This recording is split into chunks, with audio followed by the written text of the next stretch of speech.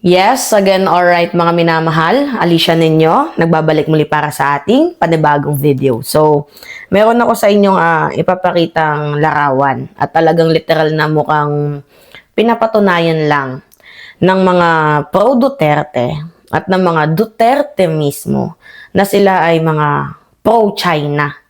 So, asan kaya yung pagmamahal nila, no?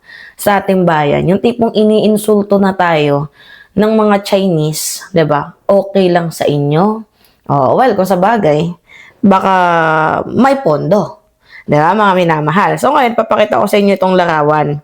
Kasi umiinit yung tension ngayon, 'di ba? Ng China at ng Pilipinas. Kasi meron pong Senate resolution, 'di ba? Na kinukondena ng mga senator ang ginagawang pambubuli, 'di ba? Pang-iinsulto, pambabastos, walang bigay na respeto ng China, 'di ba? Mismo sa bansang Pilipinas. Kinokondena. Oo. Tapos merong 15 na pumirma, tapos merong 9 na hindi. Tapos ngayon makikita natin tong larawan na to. Angas, no? Si Baste. 'Di ba? Parang pinatunayan niya lang talaga. Ano to? Parang gusto mong isampal yan kay PBBM? Ha? As if naman maapektuhan si President Bongbong Marcos dyan. Alam niyo mga minamahal kung ano yung mangyayari dyan, yung implication dyan. Mas parang kinakatigan ng mga pro-Duterte or ng Duterte mismo. Itong mga Chekwa na kahit tayo ay binubuli na parang, mga minamahal, parang okay lang sa kanila. Meron niyang panibagong balita Ito pakita ko sa inyo. Diba, just in? 5 hours ago. Yung spokesperson nila, yung pinakita ko sa inyo kanina.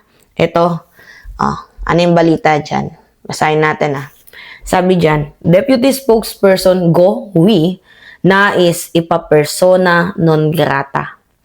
Nais pag-aralan ni Senate President Vicente Tito Soto kung maaari bang ideklara na persona non grata si Chinese Embassy Deputy Spokesperson Go Hui. 'Di ba? Kasi dati yung yung spokesperson diyan si Wang Xilian, 'di ba? So ito ay matapos mag-post sa social media ang opisyal na China ng pagbabanta sa 15 na senador na pumirma sa Senate Resolution number 256 na kumukondena sa umano'y pakikialam ng Chinese Embassy sa usapin ng bansa. Mga minamal. Sinuportahan pa naman yan ni Kiko Pangilinan. Ngayon, isa na po sa binibiktima ng mga troll China farm army. Itong si Jay Tariela, si Erwin Tulfo, sumunod si Risa Ontiveros, tapos ngayon itong si, 'di ba? Itong si Kiko Panghilinan. Meron silang post kay Kiko Panghilinan. Papakita ko sa inyo mga minamahal. Literal na parang inaano nila wait lang. Talagang shinare pa nila yung post ni ni Jay Tariela. Tingnan ninyo. 'Di ba? Tapos merong caption na sabi ba naman dito? Deputy Spokesperson of Chinese Embassy, Go Hui, echoes do not make claim true. What matter is whether the argument stands up to scrutiny, not how many voices repeat it.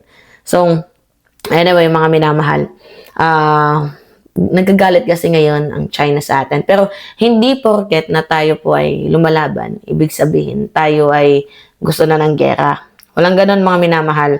Walang gusto na makipaggera tayo. Anong laban natin sa super powerful country, 'di ba?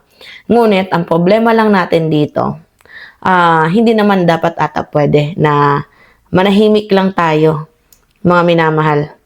Hindi pwede na manahimik lang tayo sa ginagawa nilang pananakop sa bansang Pilipinas. Hindi pwede na manahimik lang tayo sa ginagawa nilang pagbabanta, sa ginagawa nilang pag-iinsulto, at tila parang dinidiktahan na tayo sa sarili nating pamamahay. Hindi tama yon, 'di ba? So yung ginawa, mga minamahal, ng mga 15 na senador na pumirma, ito, pakita ko sa inyo. Ito yung 15 na senador na pumirma. Yan. Ang ginawa lang nila is naninindigan, tumindig para sa bayan.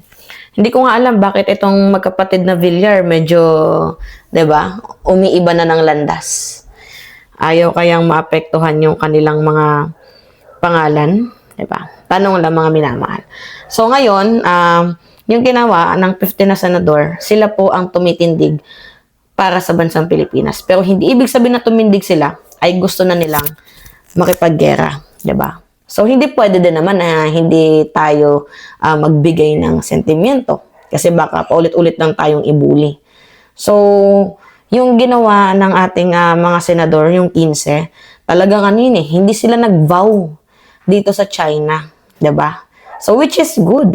'Di ba? At maganda pa nga na pag-aralan din na i-declare ang persona non grata yung isang Chinese embassy kasi bastos 'di ba? Walang dayuhan or kahit gaano pa man kalaki na bansa yan, 'di ba?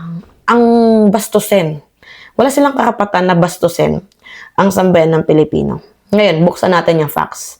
So, yung deputy embassy na yan, na si Go Hui, nag-post kasi ng pahayag, na nagbabanta, nang iinsulto, tapos dinediktahan ng Senado, and then eventually, pinost yung picture nila ni Baste. Diba parang nakakagago?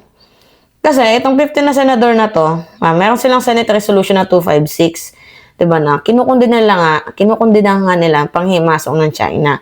That is not a simple opinion, mga minamahal. 'Di ba? Hindi din to isang casual comment.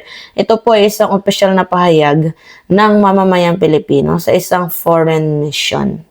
'Di ba? So yung words po kasi diyan, mga minamahal, tayo po ay lumalaban. Ngayon, may magsasabi, ba't nyo naman papauwiin yan yung si Gowi na yan, 'di ba? So, let's be clear. Sa ilalim ng Vienna Convention on the Diplomatic Relation, may malinaw po na patakaran. Ang diplomat ay walang karapatan na makialam sa politika at internal affairs ng host country. So, ibig sabihin, hindi ka pwedeng mangialam, hindi ka pwedeng manakot, manginsulto, or mang-pressure, lalong-lalo na sa listatura, diba, ng isang bansa. And for the first time ever in the Philippines, mga minamahal, may isang Chinese embassy ang nambastos sa bansang Pilipinas. Ang ibang bansa, di po yan ginawa. Binastos ang Senado, tinakot ang mga halal na opisyal, at ipinahipahiwatig na parang under ng China ang bansang Pilipinas. They are crossing the line. No, ngayon, ang persona non grata naman is a diplomatic term na ibig sabihin na you are no longer welcome here. So, ba't niyo ipipilit ang sarili ninyo? Hindi na nga kayo welcome. And that is that is legal, diplomatic, and sovereign rights yan ng isang bansa. At kapag deklara ng persona non grata ang isang diplomat, kailangan niya nang umalis. Wala nang debate, wala nang drama, hindi ka na kailangan, lumayas ka na. At ngayon, pag napalaya siya, ano yung magiging impact nito? Mas lalong magiging tahimik ang dignidad ng bansa natin. Diba? Ngayon, bakit naman tama ang ginagawa ng bansang Pilipinas? Syempre, diba, kapag nandito yan, baka makasagap yan ng kung ano-anong chismis, baka lalo pa silang magalit. Diba? Baka mas lalo pa nilang, pabagsakin ang ating ekonomiya. Mas maganda umalis na lang kayo, hayaan nyo na lang kami. Diba?